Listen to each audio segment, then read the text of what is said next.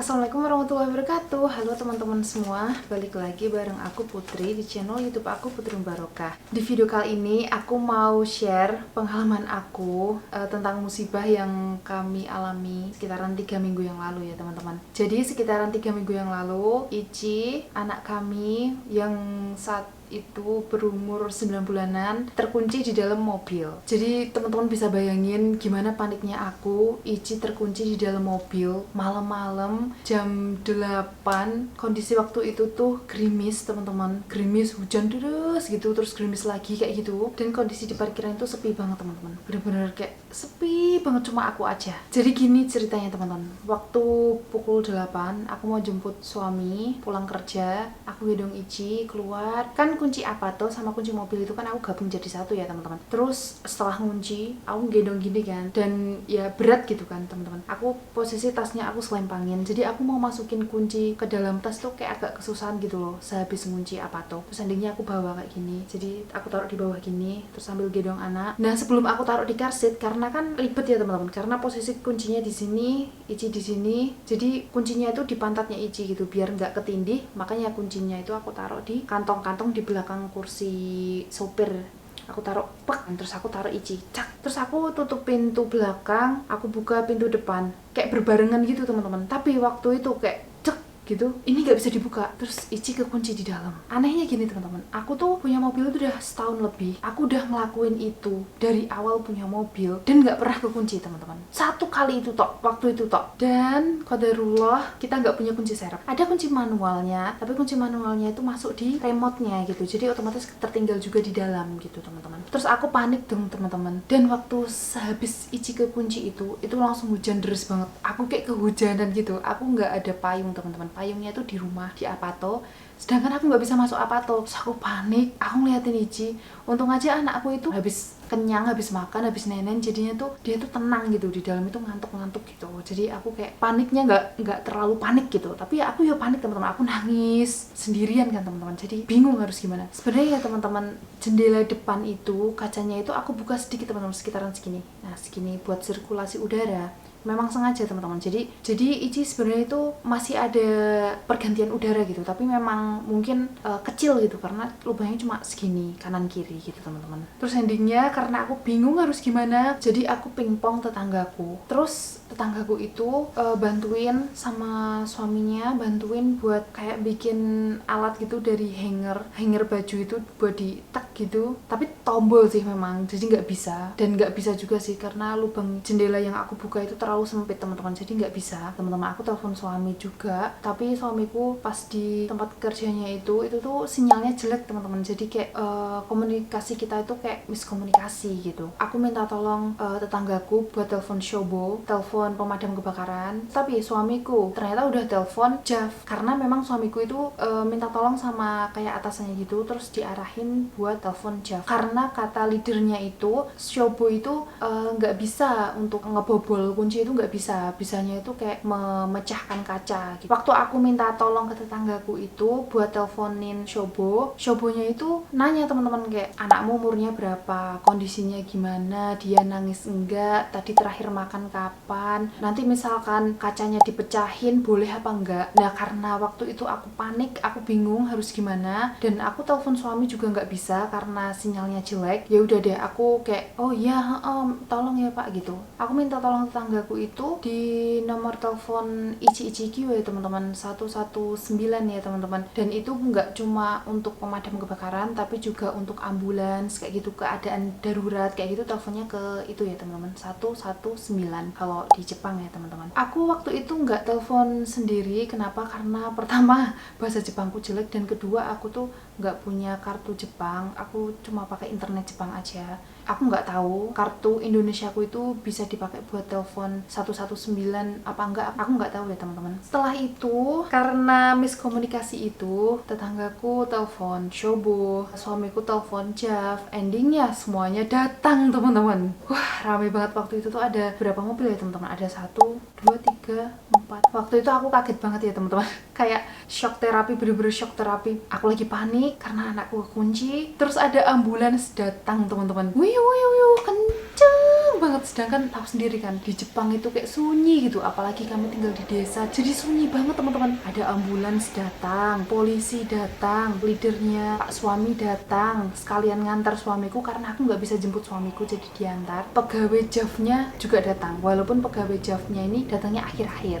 Aku shock banget, takut, antara takut, panik, macam-macam lah teman-teman. Setelah itu teman-teman, petugasnya itu mau mecahin kaca depan teman-teman. Terus karena leadernya pak suami itu juga waktu itu ada di sana, bantuin lah, intinya bilang ke petugasnya kalau jangan dipecahin karena ini orang asing jadi kemungkinan nggak punya uang. Dia bilang gitu dong.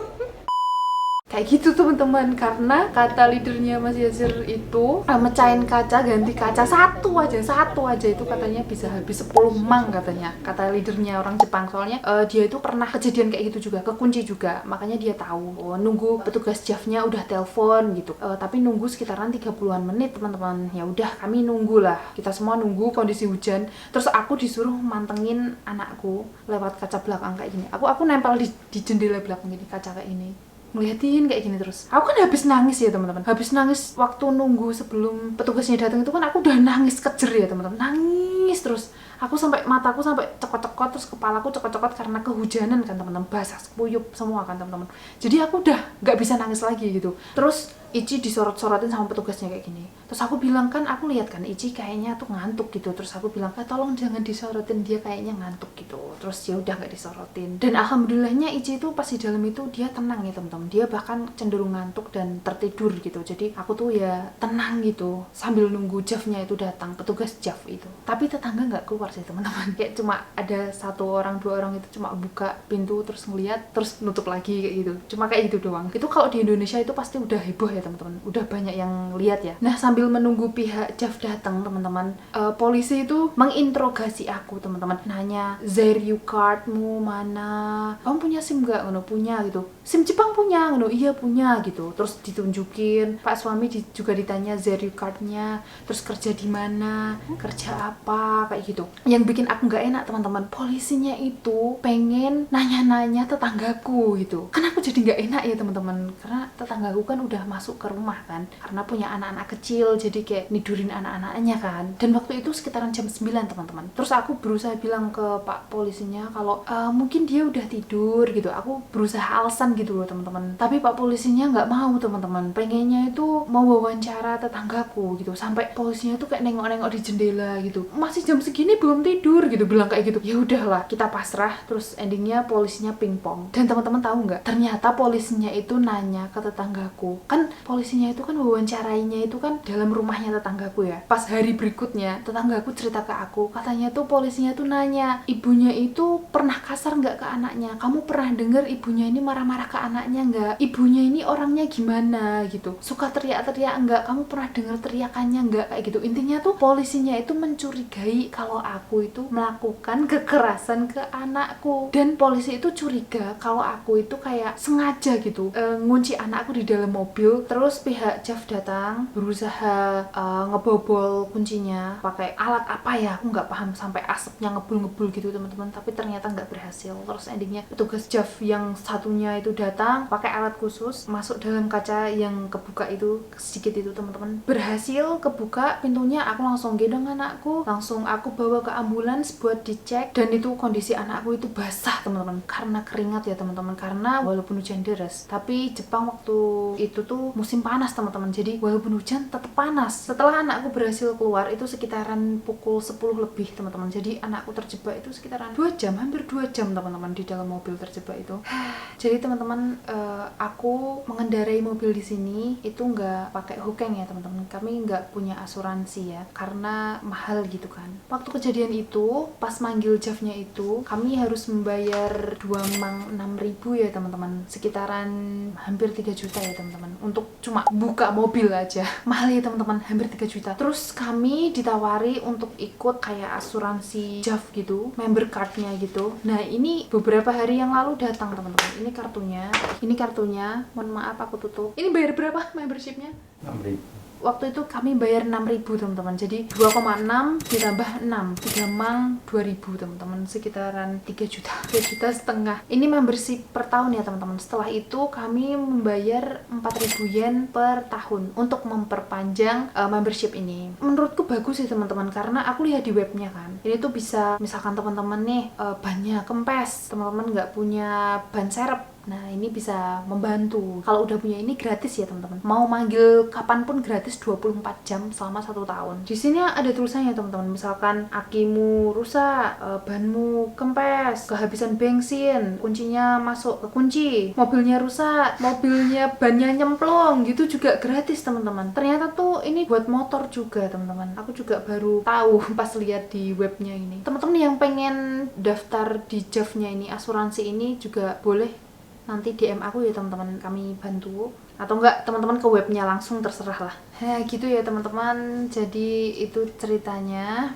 Aku malu banget sih teman-teman, asli aku malu banget karena bikin gempar ya. Terus aku kayak ngerasa bersalah karena ambulansnya datang, polisi datang, tapi mereka kayak nggak jadi mecah jendela gitu.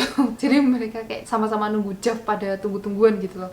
Setelah selesai, aku kayak minta maaf, kayak sumimasen, sumimasen, kayak maaf ya gitu. Terus makasih banyak ya kayak gitu ke semuanya, sambil gendong anakku. Terus mereka pada pulang. Jadi itu ya teman-teman pengalamanku, pengalaman burukku tentang anak kekunci di dalam mobil. Semoga teman-teman gak pernah ngelaluin kejadian ini. Tapi naudzubillah, misalkan kejadian, teman-teman jangan manggil 119 ya, langsung aja manggil JAF. Tapi kalau keadaannya darurat, mendesak, dan berhubungan sama nyawa, keselamatan, langsung panggil 119 ya. Semoga video ini bermanfaat buat teman-teman, terutama buat teman-teman yang mengendarai sepeda motor atau mobil di sini. Semoga video ini bermanfaat. Aku akhiri dulu. Wassalamualaikum warahmatullahi wabarakatuh. Dadah.